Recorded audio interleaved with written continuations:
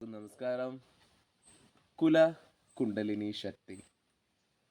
നമുക്കറിയാം, കുണ്ടലിനി ശക്തി എന്ന് പറയുന്നതാണ് ഒരു ആത്മീയ ജീവിതത്തിൽ നമ്മൾ ഈ ഊർജ ശരീരമാണെന്നും നമ്മുടെ ആത്മീയതയുടെ എല്ലാം അടിത്തറയും എന്താണ് ഈ എനർജി, അല്ലെങ്കിൽ ഈ എനർജി കൊണ്ടുള്ള നമ്മുടെ മനുഷ്യ ചക്രങ്ങളുടെ 7 ചക്രങ്ങളുടെയും ബോധതലം എല്ലാം നമുക്ക് അനുഭവിച്ചറിയാനും സദാസമയം ധ്യാനത്തിൽ എസ്റ്റസിയിലേക്ക് ലയിച്ചു ചേരാനും പറ്റുന്ന ഒരു ക്രമീകരണമാണ് ശരിക്കും നമ്മുടെ കുണ്ടലിനി ചൈതന്യം എന്ന് പറയുന്നത്.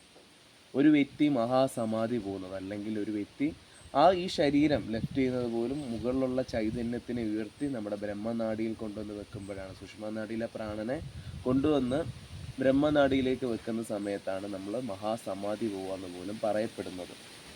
അപ്പം കുലകുണ്ടലിനി ചൈതന്യം എന്ന് പറയുന്നത് നമുക്കറിയാം, കാശ്മീരി ശൈവത്തിൽ പരയും പരാപരയും അത്പരയും ഉണ്ട്. അതിൽ പരാശക്തിയാണ് ശരിക്കും ഈ കുണ്ടലിനി ചൈതന്യം എന്ന് പറയുന്നത്. ശിവൻ്റെ മാർഗത്തിൽ, ശിവയോഗയുടെ മാർഗത്തിൽ, ശിവൻ്റെ പരമ്പരയിൽ വരുമ്പോൾ സമയത്ത് ഇപ്പം നമുക്കറിയാം, നമ്മുടെ അച്ഛന് ഒരു ഒരേക്കർ സ്ഥലം ഉണ്ടെന്നുണ്ടെങ്കിൽ ഈ ഒരേക്കർ സ്ഥലം അത് നമുക്ക് ഇപ്പോൾ 3 മക്കളുണ്ട്, ആ 3 മക്കൾക്കും കൂടി അവകാശപ്പെട്ടതായിരിക്കും.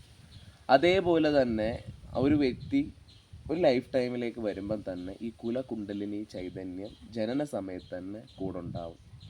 അത് പ്രത്യേകിച്ചുള്ള പരിശീലനമോ കാര്യങ്ങളോ ഇല്ലാതെ തന്നെ ആ കുണ്ടലിനി ഉണർന്നിരിക്കും. നമ്മുടെ ഏതൊരു ആത്മീയ സാധനയുടെ ലക്ഷ്യമെന്ന് പറയുന്നത് നമ്മുടെ കുണ്ടലിനി ഉണർത്തുക എന്നുള്ളതാണ്. അത് ഉണർന്നാൽ മാത്രമേ നമുക്ക് എന്താണെന്നുള്ളത്, നമ്മളെന്താണെന്നുള്ളത് നമ്മുടെ എനർജി ബോഡിയായിട്ട്, അല്ലെങ്കിൽ ഈ പറയുന്ന സ്പിരിച്വാലിറ്റി, അദ്വൈത വേദാന്തങ്ങൾ തൊട്ട് ഉപനിഷത്ത് തൊട്ട് കാശ്മീരി ശൈവം തൊട്ടുള്ള തന്ത്രങ്ങൾ വരെ പറയുന്നത് നമുക്ക് എന്തെന്നുള്ളത് മനസ്സിലാവത്തുള്ളൂ. നമ്മൾ അതിനെല്ലാം സ്പന്ദിച്ച് എക്സ്പീരിയൻസ് ചെയ്യത്തുള്ളൂ കുണ്ടലിനി മുകളിലോട്ട് ഉയരുമ്പോൾ. അപ്പോൾ കുണ്ടലിനി പലർക്കും ഉള്ളതാണ്. ഈ കുണ്ടലിനി ശക്തിയെക്കുറിച്ചുള്ള പല രീതിയിലുള്ള മിഥ്യാധാരണകൾ. ഏറ്റവും ഞാൻ പറഞ്ഞല്ലോ, ഇത് നോർമലാണ്. നമ്മുടെ സുഷുമ്നാഡിയിലെ പ്രാണൻ, നമ്മുടെ മൂലാധാരയും സ്വാധിഷ്ഠാനയും മണിപ്പൂരകയും ഊർജ്ജസ്വലമാകുമ്പോൾ നമ്മുടെ ഉള്ളിലെ തന്നെ പ്രാണൻ, സുഷുമ്നയുടെ പ്രാണൻ മുകളിലോട്ട് പൊങ്ങുന്ന അവസ്ഥയിലാണ് നമുക്ക് എപ്പോഴും ഉയർന്ന തലത്തിലുള്ള സ്പന്ദനങ്ങൾ അറിയുന്നത്. നമുക്കിപ്പം കൃഷ്ണൻ്റെയും രാമൻ്റെയും എല്ലാം തന്നെയുള്ള എനർജി ആവട്ടെ, നമ്മുടെ ബോധമാവട്ടെ, നമ്മൾ പറയല്ലോ മൈൻഡ് 0 സ്റ്റേജ്, തോട്ടില്ലാത്ത സ്റ്റേജിൽ ഇരിക്കുക എന്നുള്ളതും, അതേപോലെ തന്നെ സ്പിരിച്വൽ ആയിട്ടുള്ള കാര്യങ്ങളെല്ലാം നമുക്ക് തന്നെ ചെയ്യാം. മീൻസ് നമ്മുടെ ഉള്ളിൽ നിന്ന് തന്നെ, അല്ലെങ്കിൽ നമ്മൾ ആ എനർജി കൊണ്ട് ചെയ്യുന്ന കാര്യങ്ങളെല്ലാം ആ രീതിയിൽ മനസ്സിലാക്കാൻ പറ്റത്തുള്ളൂ. അപ്പോൾ കുണ്ടലിനി ശക്തി ഒഴികെ അല്ലെ നമ്മൾ ചെയ്യുന്നതെല്ലാം ഒരു മനസ്സിൻ്റെ ധ്യാനം മാത്രമായി തീരും. അല്ലെ മനസ്സുകൊണ്ട് നമ്മൾ ചെയ്യുന്നത് കുണ്ടലിനി ഉയർന്നു കഴിഞ്ഞാൽ നമ്മൾ ഊർജം കൊണ്ട്, അല്ലെ നമ്മൾ മന്ത്രം കൊണ്ട് നമ്മൾ അതിൻ്റെ ആഴമേറിയ അവസ്ഥയിലേക്ക് കടന്നു പോകുന്നൊരു ക്രമീകരണമാണ്.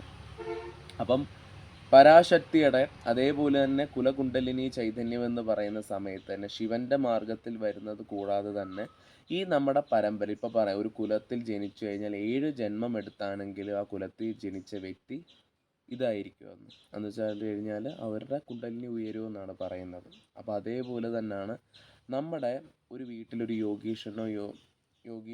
യോഗീശ്വരിയോ സമാധി പോയി കഴിഞ്ഞാൽ നമ്മൾ പറയാറുണ്ട് അവരുടെ 7 തലമുറ എന്താണ്, ഇനിയിപ്പം നമ്മൾ ആത്മമുക്തിയിലേക്ക് പോകുമെന്ന്, അല്ലെങ്കിൽ അവർക്കും മോക്ഷം കിട്ടുമെന്നും ഇത് പറയുന്നത് വെച്ച് കഴിഞ്ഞാൽ നമ്മുടെ കുലത്തിൽ തന്നെ ആരാണെങ്കിലും ശിവനാണ് മഹേശ്വരൻ. അപ്പോൾ ഈ മഹേശ്വരനാവുന്ന ശിവൻ എല്ലാവരും കുണ്ടലിനി ഉയർത്തി ശിവനായി ഭവിക്കുകയാണ്. അപ്പം നമ്മുടെ കുടുംബത്തിൽ തന്നെ ഒരു യോഗീശ്വരിയോ കുണ്ടലിനി ചൈതന്യം ഉയർത്തി സമാധി പോയിട്ടുണ്ടെങ്കിൽ ആ കുണ്ടലിനി ചൈതന്യം നമ്മൾ ആത്മീയ പാതയിൽ ഇറങ്ങുമ്പോൾ നമുക്ക് കിട്ടും. അതുകൊണ്ടാണ് ഞാൻ പറഞ്ഞത്, ഇടനാഡി എന്ന് പറയുന്ന നാഡിയുടെ പ്രാധാന്യം വളരെ വലുതാണെന്നും നമ്മുടെ കുണ്ടലിനി ചൈതന്യം മുകളിലേക്ക് ഉയർത്താനായിട്ട് പറ്റുന്ന ഒരു ക്രമീകരണം കൂടിയാണെന്നുള്ളതും. അപ്പം കുണ്ടലിനി എന്ന് പറയുന്ന ഈ ശക്തി കുലകുണ്ടലിനി ചൈതന്യമുള്ളവർക്ക് വളരെ പെട്ടെന്ന് തന്നെ തുറക്കപ്പെടാനായിട്ടുള്ള ഉണ്ട്. നമ്മൾ ഏത് സാധനയിൽ ഇറങ്ങിയാലും നമുക്ക് പെട്ടെന്നുണ്ടാകും ആ കുടുംബത്തിലുള്ള തന്നെ യോഗീശ്വരുടെയും ആ ചൈതന്യം നമ്മുടെ ഉള്ളിലേക്ക് തന്നെ പെട്ടെന്ന് വന്നു ചേരും. എല്ലാവർക്കും നമസ്കാരം.